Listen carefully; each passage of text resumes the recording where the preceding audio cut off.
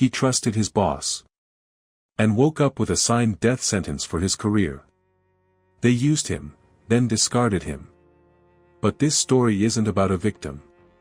My guest, whom I'll refer to as Alex, didn't just survive the blow. He won. But at what cost? Justice was served, but the sense of victory vanished. Today, he's not here to complain. He's searching for answers. Is there a line revenge should never cross, even if it's legal? And what about you? Can you forgive yourself for doing the right thing, when it still hurt someone? Let's listen to Alex. I arrived in one of the biggest cities of the Western Hemisphere on a Greyhound bus. In my backpack, a diploma, 5 pairs of socks, and a phone charger. I was 25. I was convinced I could do anything. Seriously, I believed that if you work hard and honestly, success will come. After all, this is the US, smart, punctual, drug-free people get noticed, right? I landed a job as an analyst at a big firm that serviced several banks. Data, models, forecasts, nothing flashy, but steady. The team was young, the office all glass, and the coffee was free. I even took a photo of my badge that said welcome and sent it to my mom. That week felt like true happiness, a private room in the suburbs, credit payments on time, and the feeling that I was part of a system that actually worked. I wasn't confrontational, in fact, the opposite. I picked up extra shifts, stayed late, didn't take time off. My boss, Sharon, noticed and asked me once to clean up a report to look better for clients. I see now that was a test, but back then I didn't argue, I just asked what she wanted. I fixed it, sent it over, got nervous, but no one said a thing, so I relaxed. Requests like that were rare at first, but over time Sharon asked more delicate tweaks, and I got good at bending the data like a circus juggler. In about a year and a half, I became the go-to person for the messy jobs. Sharon noticed I never refused and leaned on me more. Did I worry about ethics or legality? Of course I did. I knew I wasn't breaking any laws and nothing disastrous would happen to clients. As for bending the truth, well, I believed I'd become indispensable and that management recognized my value. I thought my sacrifices were worth it and that when Sharon got promoted, I'd take her spot. A private office on the 30th floor with a killer view before 30. That was my dream, and fudging a few numbers was a small price to pay. I genuinely believed I was appreciated. Sharon even held me up as a model for newbies, praising our team's goals. I smiled, I thought it was praise. I thought I was on my way up. It turned out I was being groomed to be the fall guy. Everything fell apart on one project, a quarterly report for a Texas finance firm. A small data error slipped through and only popped up after it was sent. I told Sharon right away. She said calmly, "Don't worry, I'll handle it. This won't be a problem for the company." And she was right, no damage to the firm. But I was about to hit trouble. A week later, an internal audit arrived. They called me into the conference room. 3 people, the department head, the company lawyer, and Sharon. They told me I'd violated transparency policy by changing data on my own. That was grounds for firing, saying I knowingly broke ethics code and harmed a key client relationship. I was stunned. I couldn't believe it wasn't a joke. I looked at Sharon. Her gaze was cold and blank, like glass. I just sat there, silent. I was naive enough to ask her, "Please just tell the truth." She lied to them flat out. "You can believe me or not," she said. But he admitted he hid that mistake until it was too late. I tried to defend myself, citing other reports and examples. But the deal breaker was my reputation. None of the higher UPS knew about or approved my tweaks. It was Sharon's call, not theirs. She wanted perfect reports and used me to get them. When discrepancies showed up, she pinned it on me and painted herself as the compassionate boss giving me a second chance. So to the department head and the lawyer, I looked incompetent and deceitful, even trying to shift blame back at her. I was fired, no severance, marked as ethics violation. That stamp bars you from most banks. I appealed, tried to prove the truth, but all Sharon's requests were verbal. I had 0 emails. I never anticipated she'd screw me over like that, using new hires as leverage. I admit I strayed ethically, but no one else was harmed. Sharon's actions, though, they hurt people. In under a year, my career ended before it even began. I think I slid into depression. I didn't go to therapy yet. I didn't leave my apartment for 2 weeks. I couldn't tell my mom. She still thinks I quit over misunderstandings.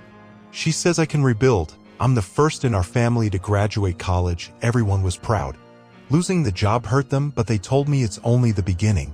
That experience broke something inside me. This is an extremely unfair situation, and sadly, it's not unique. Many people encounter something similar in one form or another. If you've ever experienced anything like this, feel free to share your story in the comments. It might help you process it, and warn others about the hidden traps of modern corporate life. Yes, I fudged numbers, but I always saw myself as, well, a good guy. Kind, empathetic, at least I thought so. After everything, I'm not so sure anymore. But I'll tell it all from the beginning. 2.5 months after being fired, I sent out around 40 resumes, revamped my LinkedIn, even recorded a short motivation in crisis video as some career coach suggested. No reply. Well, 1. A bank in Georgia said, "We received a negative reference from your previous employer. Unfortunately, we can't move forward." I worked for Uber Eats, slept maybe 5 hours a night, dreading calls from banks. More accurately, I wasn't even afraid anymore, just numb. I existed in a body that felt foreign. On days when I had $2 left, I'd stroll into Walmart, grab an empty cart, stare at the shelves as if I were thinking, then leave without buying anything. At some point, I realized no one cares about your truth when you don't have the means to share it. People listen not to those who are right, but to those who have a microphone. A week later, I met a guy, let's call him Tristan because his real name is nothing like that. He sublet a room, actually a corner in a concrete apartment with a single chair as a furnished feature. Tristan had a criminal past but didn't hide it. He wasn't trying to help. He was just there, not asking questions. We talked like friends. There wasn't warmth or empathy, just understanding. He hit rock bottom too. One day I told him everything about Sharon, the office, the report. He listened without interruption. And then he said justice won't come. They don't care. It's business. Someone has to take the fall. You fit.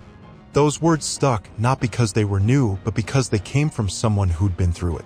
Through Tristan, I discovered a private online group, a mix between a forum and an underground HR database. People were posting cases, contracts, warnings about employers. I saw the name of another analyst from my department, Craig, also fired. Similarly, also without proof. He had posted email threads with his manager. I opened them and froze. It was Sharon. Same tone, same phrasing, even the same joke about we need a hero who stays quiet.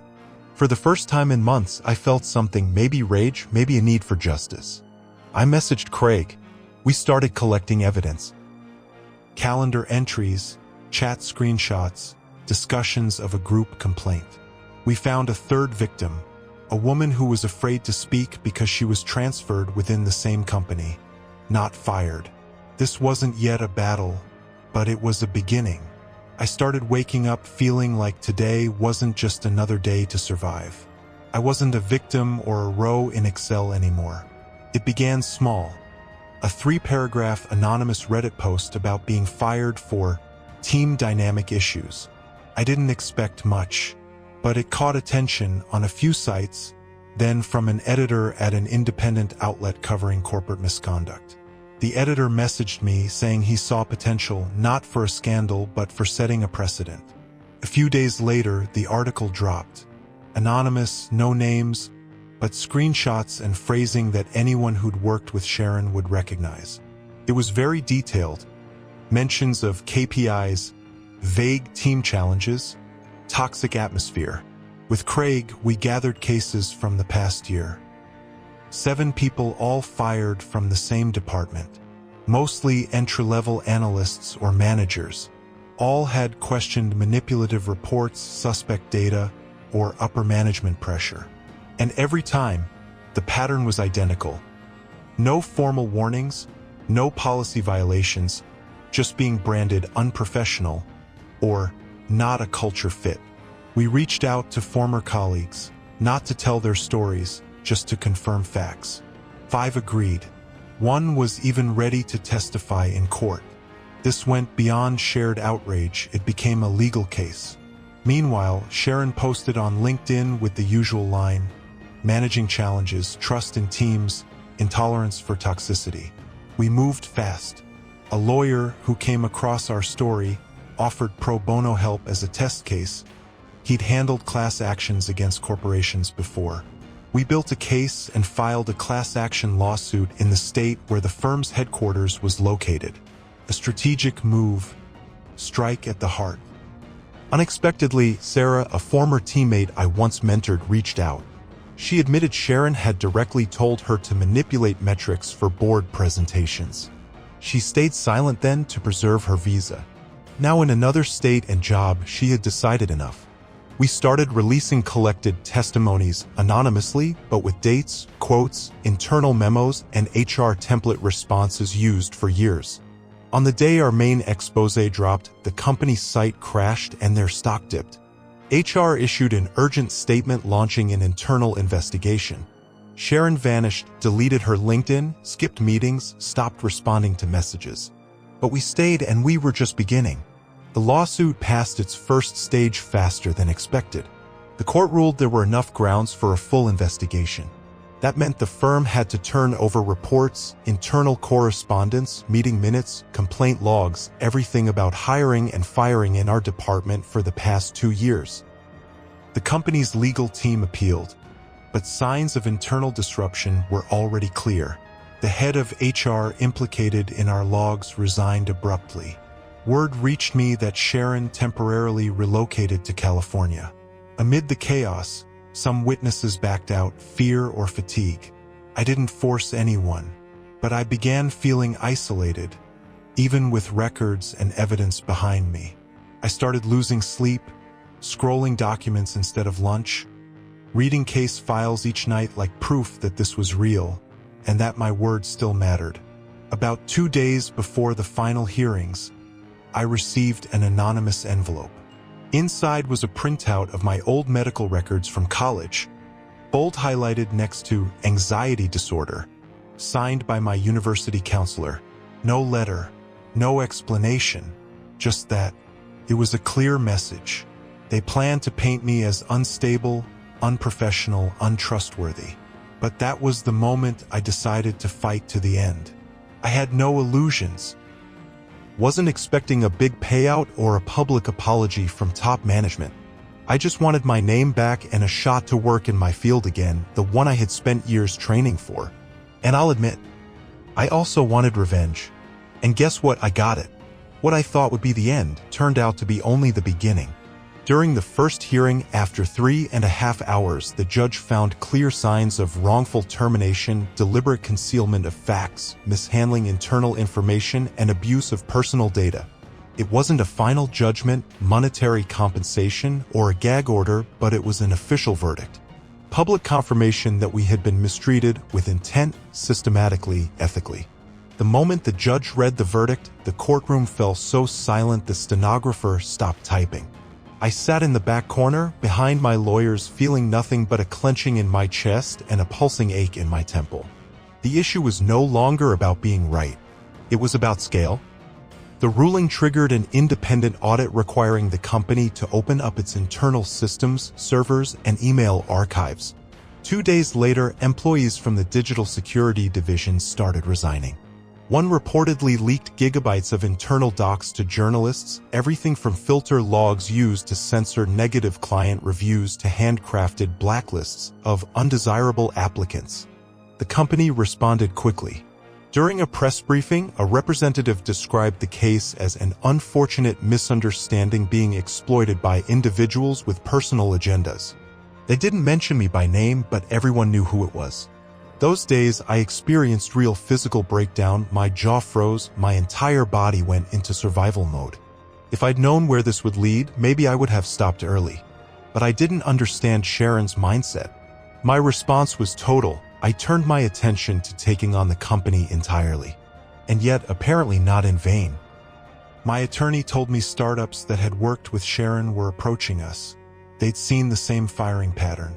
They had filed lawsuits, too. Sharon's situation had become precarious. If found accountable in all the suits, she could have faced criminal charges. I'll admit, a dark, ominous part of me thrilled at that possibility. I cooperated fully, sharing all documentation with companies pursuing claims. It was exhausting but sweet revenge. At that time, anyway, some people began telling me the story had run its course. Even my mom said I'd changed, I had grown cold and withdrawn. I couldn't ignore that, so I made a conscious effort to reconnect with my old self. Listening to music I loved years ago, rereading favorite books, scrolling through photos of coffee shop laughs with old colleagues. But in none of those memories could I find the moment it all broke. There was no single point of collapse, just a gradual, twisting unraveling. I knew I needed to stop it to regain inner peace. What truly matters is that Alex recognized the moment when his pursuit of justice turned into something darker. A goal that began to eclipse everything else. Still, his effort to regain emotional balance brought him clarity. For anyone going through a difficult phase, even small steps toward joy, a favorite book, a piece of music, or just genuine conversation, can reduce stress and shift your mindset. At that moment, something surprising happened. My former employer reached out. They offered a deal. I'd drop all claims and stop any action harming their reputation, and they'd rehire me. Not just to my old role, but to Sharon's former position. In a meeting with the new head of HR, they told me they didn't immediately understand my motives. At first, they thought I'd launched a total vendetta against them. And understandably so, given the scale. But once they saw this all started with Sharon, they conducted internal investigations. They uncovered her irregularities. For the company, she was finished, terminated, and stripped of authority at every level. Then they came to me with their offer. I accepted. I felt it was just. I was qualified enough to fill her role and she had earned it. I didn't see this end coming when I started, but it felt right. And legally, I stayed clean. Everything I did was within the law. I not only used the system, I showed how it can work. Documents, testimonies, reports, complaints. Every step logical, evidence-backed, lawful. I didn't manipulate facts or documents. I just pulled together what had been tucked away and gave it back to the public. Everything that destroyed me destroyed Sharon in turn. I got financial restitution, a higher title, and respect from leadership who no longer bothered to argue with me. But I can't say I felt happy. Maybe it was burnout or maybe something inside me broke. I don't know. I did feel relief and I got back to work. I wrapped up that chapter of my life. I hoped that these months would fade like a bad dream. I didn't learn about Sharon from the news. She reached out to me. One of her former subordinates profiled her hospitalized condition. I wasn't prepared for what I heard. It made me care about Sharon for the first time. Her situation shocked me. She had been loudly terminated. Her professional collapse equated to career cancellation. She was unemployed, bankrupt from legal fees, fighting multiple suits, including those filed by startups I mentioned earlier. She avoided prison but had to leave her luxury apartment and move into a trailer park. All she had left was a car used in a serious crash. She'd been combining painkillers and alcohol and driving. Coincidence? I don't know. But she survived and was left wheelchair-bound. That news stunned me. I wanted revenge, but not her body to break. I never wanted to destroy her life. My goal had been to make her admit it, maybe lose her job, not to lose everything. And now, seeing that the outcome exceeded anything I imagined, I felt less like a victor and more like an executioner. I could rationalize that her downfall was her own doing. She chose those machinations for years. I didn't feed her pills or push her into that crash. Yet it happened because of what I did and how I ignored what would happen to her.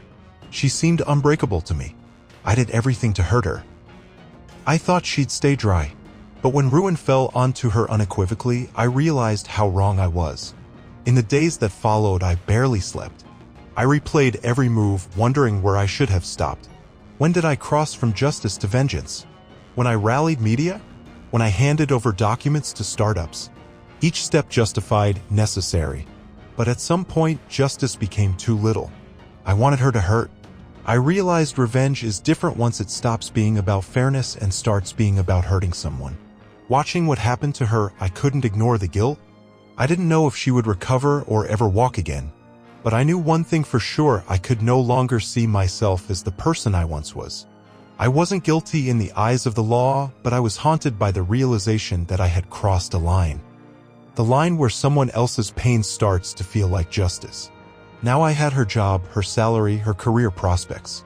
One friend told me this was just part of growing up. Another said she got exactly what she deserved. But I can't forgive myself. That's why I'm telling this story. Am I really guilty? Is there a way to lighten the weight I carry? Maybe sharing this and hearing what you have to say will bring some answers. Maybe even some peace. I want to thank Alex for sharing his story so openly. I believe standing up for your rights and demanding fairness is essential. But we also must be honest, even a legal fight can slowly morph into something we no longer control: vengeance. That's a force we rarely master. Unfortunately, Alex faced that reality. And now, through this anonymous but public confession, he's trying to ease the burden on his conscience, and maybe gain perspective from your reactions. So please, leave your honest thoughts in the comments. And if this story made you feel something, leave a like, and subscribe to the channel so you don't miss the next one. I'm constantly working to improve this project. In fact, I've already stopped splitting stories into 2 parts for your convenience, and I'm open to more changes based on your feedback. My next guest was saved from death, and ended up a slave to his savior's grieving mother. Was it guilt, or manipulation?